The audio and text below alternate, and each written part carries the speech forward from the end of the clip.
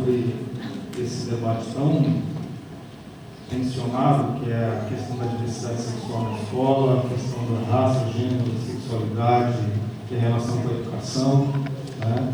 E dizer para vocês que é um tema que é bem colocado para a mesa, e penso que a gente não deve trabalhar esses temas isoladamente. Então, a gente, nas nossas pesquisas, particularmente eu falo por mim, eu entendo que ao se discutir a questão de diversidade sexual, a gente não pode eliminar do nosso trabalho, da nossa análise, as outras dimensões que compõem os processos de opressão. Por que eu digo isso? Porque elas não foram isoladas na origem, né? Então, é importante a gente trabalhar numa perspectiva interseccional, porque esses processos colonizantes que instituíram as categorias de raça, gênero e sexualidade como forma de controle e de opressão, elas se deram ao mesmo tempo, elas não se deram de modo isolado, e elas se deram de uma forma,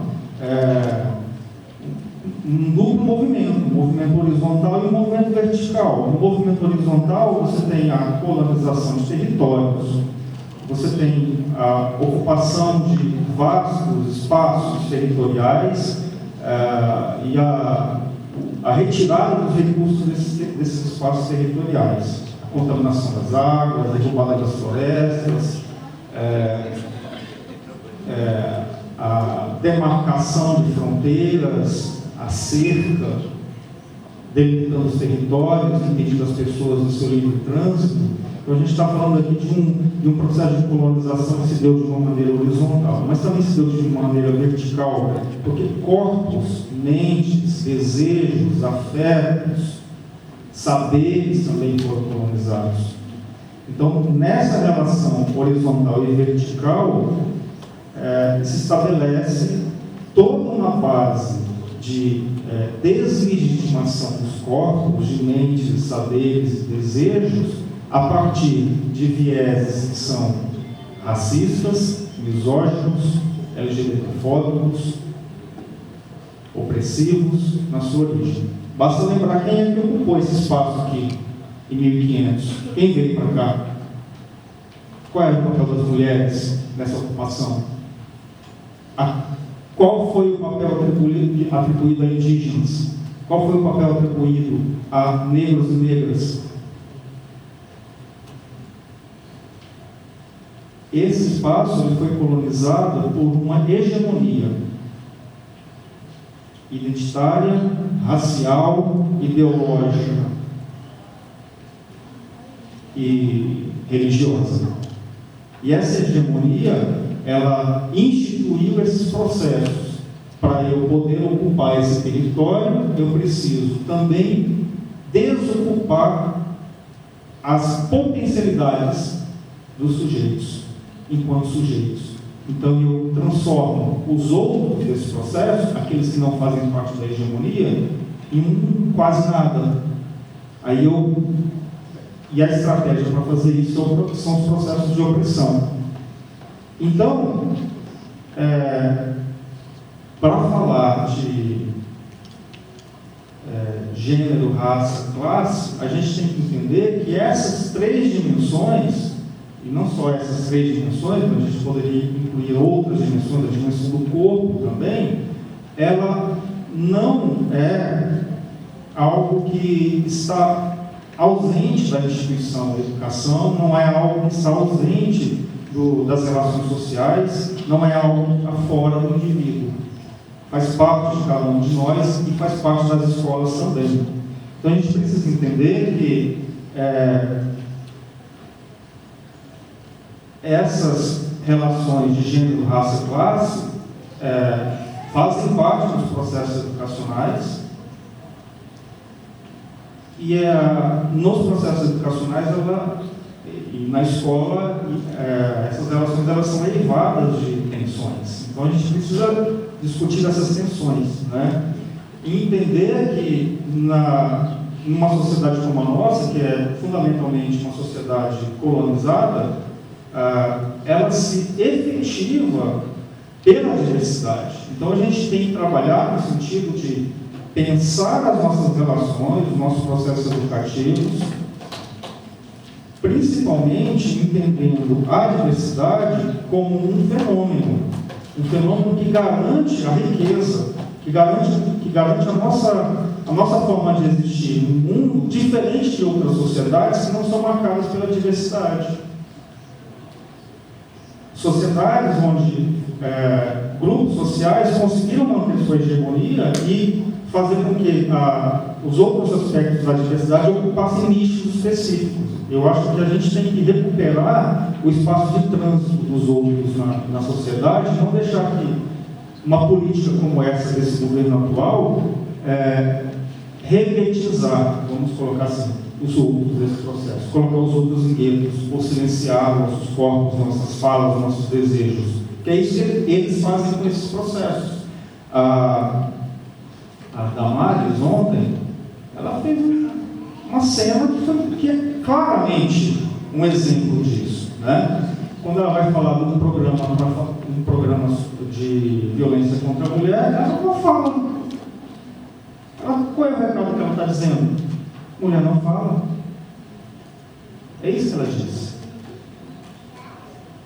Isso é uma forma de dizer qual de tensionar uma ideia de que esse lugar, essa presença política, esse corpo político que é o corpo feminino, deve ser entendido como um corpo que não discute, um corpo que se silencia, um corpo que não tem voz. E ela vai lá e fica calada, e faz uma cena patética depois vai para a rede social dizendo que era uma encenação. Claro que era uma encenação. Encenação também é um discurso. Eu venho do campo da arte. Não tem como você imaginar que um corpo, falando ou não falando, ele está discutindo, ele está informando, ele está dizendo. Não tem como você imaginar que o corpo, a fala, o discurso, ele é neutro. Ele não é neutro. Ele informa. Ele é carregado de erotismo e de sentido. Então, quando ela não fala, ela está dizendo, ela está informando como eu imagino o mundo, como eu imagino esse mundo para as mulheres, né? E a gente precisa entender também que na escola não se discute a diversidade sexual, não se discute gênero, né? A gente tem, eu tenho um aluno, mestrando no nosso PPGED, que ele quer fazer uma discussão sobre diversidade sexual de gênero com crianças na escola, quer discutir com as crianças, né? Agora imagina, já na formação desse aluno, nas disciplinas de seminário, colegas dele começam a questionar o trabalho dele, dizendo que isso não é para ser feito, porque não é para fazer essa discussão na escola. Quando eu fui com ele na escola para apresentar o projeto para a direção da escola. A diretora fala assim, desse jeito assim: olha, um projeto interessante. Para começar, já passou por diversas escolas, né? Não, esse projeto aqui não, esse projeto aqui não, esse projeto aqui não. Diversas escolas. Achamos uma escola, fui com ele lá. Apresentamos o projeto. Ele está indo para a Bahia, o professor. Está indo para a Bahia fazer um semestre lá, um curso de programa de pós-graduação de gênero. No NEM, isso. E a diretora fala assim: olha, dá para fazer essa discussão de gênero? Dá para fazer, a gente pensar um pouco as questões de violência contra a mulher, de opressão e tudo mais. Dá para excluir a diversidade sexual no seu projeto? Ou seja, é como se a gente estivesse vivendo uma legitimação da censura prévia, da censura dos nossos projetos de pesquisa. Agora, quando você não discute a diversidade sexual na escola, você reitera o quê? Com os alunos LGBTs e com os alunos heterossexuais. Reitera os processos de opressão.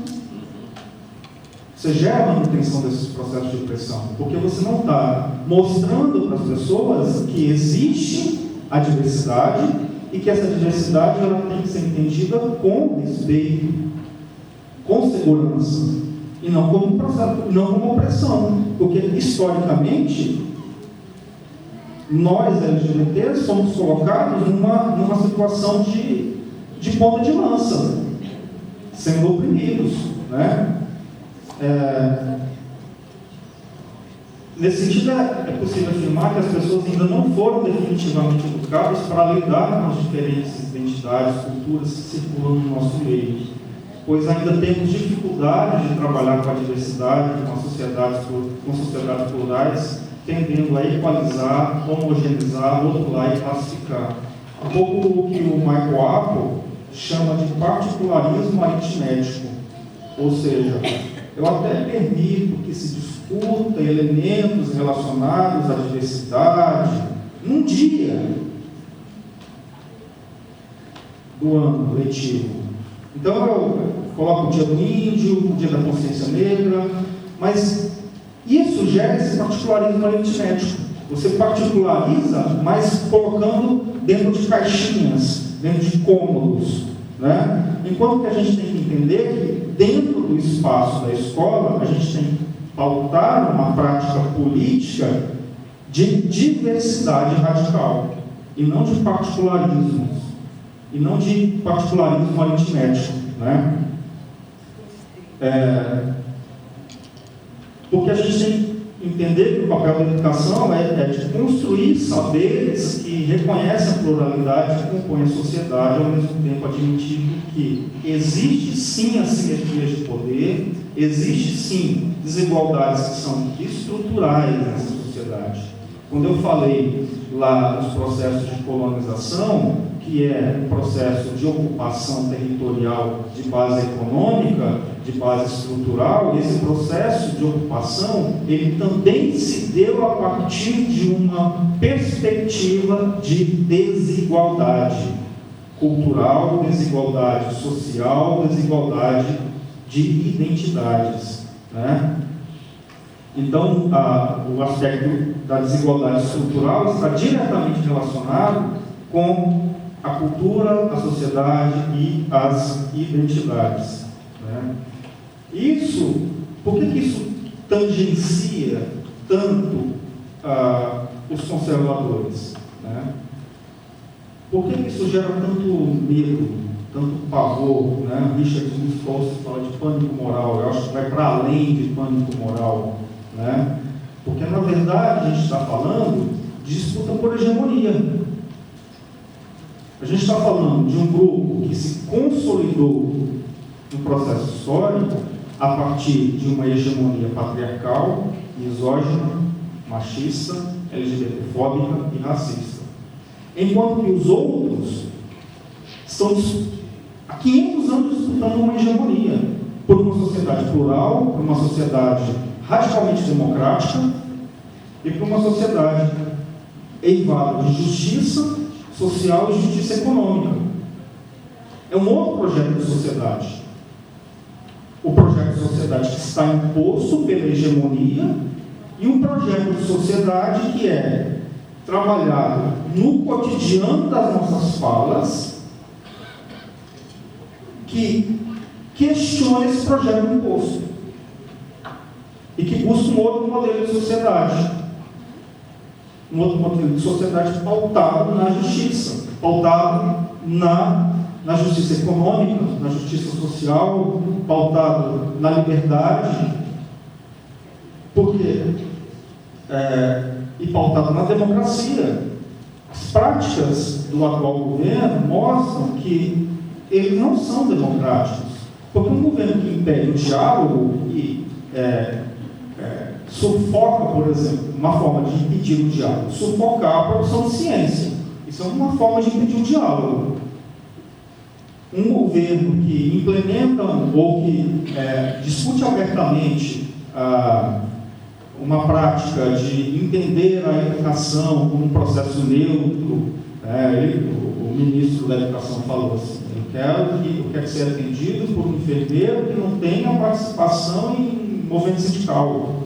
Eu quero um enfermeiro técnico.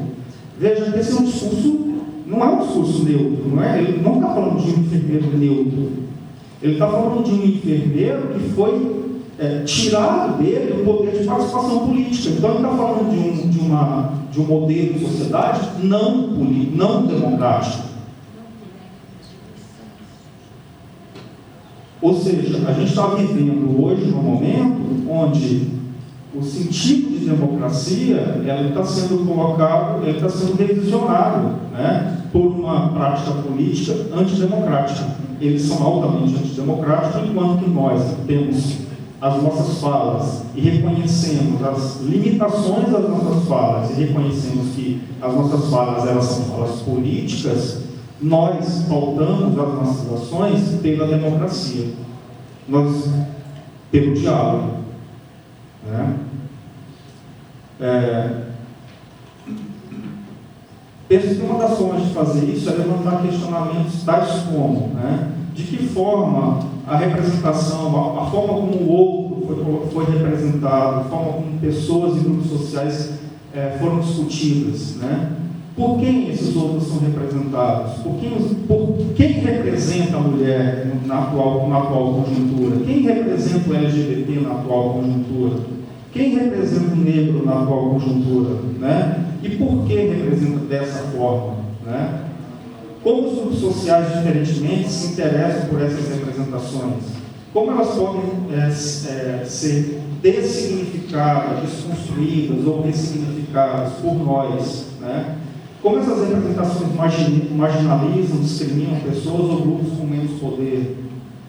Quem tem o poder de representar? Quais os interesses políticos dessas representações? São questões que a gente precisa fazer o tempo todo, quando a gente opta por não fazer a discussão de diversidade sexual, de gênero na escola. A gente está criando uma representação que silencia, né, o outro. Mas é uma representação. Ao fazer isso, quais são os nossos interesses políticos? A gente precisa começar a questionar isso, né? E ao fazer isso, que tipo de marginalização a gente está promovendo? Né?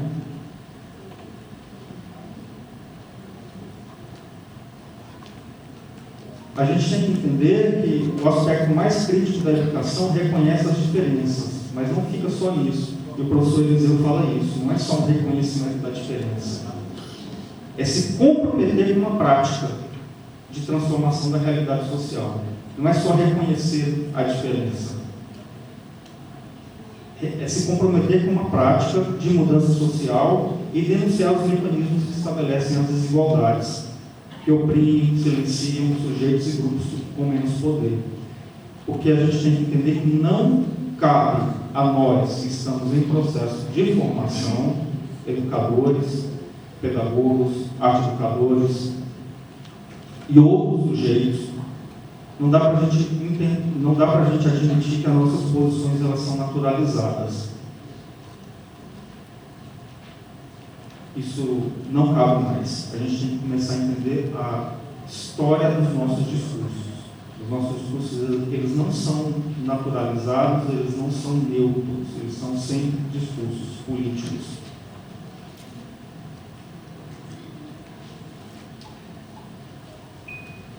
Nesse sentido, a educação deve oferecer um suporte para aqueles que devem fundamentar uma prática pautada na justiça social, pois devemos oferecer a oportunidade de se confrontar questões de raça, classe, gênero e sexualidade, que possibilita aos envolvidos nos processos educacionais que confrontem seus medos, suas visões de mundo, seus valores e seus preconceitos, questionando os mecanismos de poder que constroem os processos de opressão e estereótipos, bem como os modos de ver os outros e a si mesmos.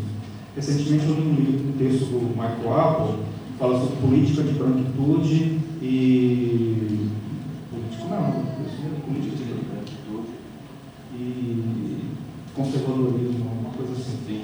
E ele fala que a gente precisa começar a fazer uma discussão sobre a forma como o sujeito branco se representa como um sujeito que fala de um lugar neutro.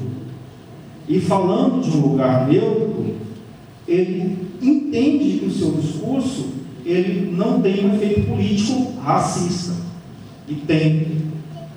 Então é preciso mostrar para as pessoas que aquele discurso aparentemente neutro, ele é eivado de intenções. Muitas vezes intenções raciais, racistas, machistas, misóginas, LGBTfóbicas. Então é preciso questionar os nossos locais de fala. De onde que eu falo? Por que eu falo isso? Quando eu falo isso, eu digo, quando eu falo isso, eu estou legitimando, excluindo, oprimindo. Preciso ter coragem para falar dos nossos locais de fala e dos privilégios que ocupamos. Eu, como professor universitário, ocupando esse espaço na tribuna, estou excluindo aqui uma centena de falas. Inclusive falas de mulheres, falas de outros LGBTs, de pessoas transexuais, de negros e negras. Então eu preciso reconhecer que o meu discurso, ele potencializa processos opressivos. E eu preciso entender que isso promove, até que ponto isso promove injustiças.